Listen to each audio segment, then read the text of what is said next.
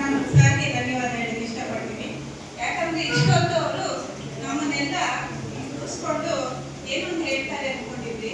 ಆದ್ರೆ ನಮ್ಗೆ ಇವತ್ತಿನ ಬೆಳಿಗ್ಗೆ ನಾವು ನಮ್ಮ ಮಕ್ಕಳನ್ನ ಬೈದು ಏನೋ ಒಂದು ಹೇಳಿ ಅವ್ರಿಗೆ ಅದನ್ನು ಮಾಡು ಇದು ಮಾಡು ಅಂತ ಇರ್ತೀವಿ. ಮನೆಗೆ ಏಜ್ ಆದವರು ಇರ್ತಾರೆ, ನಾವು ಹೇಳೋದನ್ನ ನಮ್ಮ ಮನೆಯವ್ರು ಕೇಳಲ್ಲ. ಅಂದ್ರೆ ಏಜ್ ಆದವರು ಇರ್ತಾರಲ್ಲ, ಮಕ್ಳ ಕೈಯಲ್ಲಿ ಅದನ್ನ ಮಾಡಿಸ್ಬಾರ್ದು ಇದು ಮಾಡಿಸ್ಬಾರ್ದು ಅಂತಾರೆ. ಆದ್ರೆ ನಮ್ಮ ಇಷ್ಟನ ಬೇರೆ ಇರುತ್ತೆ. ಮಕ್ಳ ಕೈಯಲ್ಲೂ ಮಾಡಿಸ್ಕೋಬೇಕು, ಮಕ್ಕಳು ಮಾಡಬೇಕು, ಅವರು ಕಲಿಬೇಕು ಅಂತ. ಆದ್ರೆ ಇವತ್ತು ನೀವು ಹೇಳಿರೋದ್ರಿಂದ ಒಂದು ಮಾತು ಅರ್ಥ ಆಯ್ತು. ಏನಂದ್ರೆ ನಾವು ನಮ್ಮ ಮಕ್ಕಳನ್ನ ಕೂಲಾಗಿ ಮಾತಾಡಬೇಕು. ಅದು ತುಂಬಾ ಇಷ್ಟ ಆಗಿರೋದು. ಇನ್ನೊಂದೇನಂದ್ರೆ ನಮ್ಮ ಮಕ್ಕಳು ಇನ್ನೂ ಕಲಿಯೋದಿಲ್ಲ, ಅದು ಅವ್ರು ಇನ್ನೂ ತಿಳುವಳಿಕೆಯಿಂದ ಕಲ್ತ್ಕೊಂಡು ಮುಂದೆ ಹೇಗೆ ಮಾಡಬೇಕು ಅಂತ ನೀವು ಹೇಳ್ಕೊಟ್ಟಿದ್ದೀರಾ. ಅವ್ರ ಜೊತೆ ನಾವು ಅದನ್ನ ಸಹನೆಯಿಂದ ನಡ್ಕೊಂಡು ಹೋಗ್ಬೇಕು ಅಂತ ನಾವು ಇಚ್ಛೆ ಪಡ್ತೀವಿ. ತುಂಬಾ ಧನ್ಯವಾದ.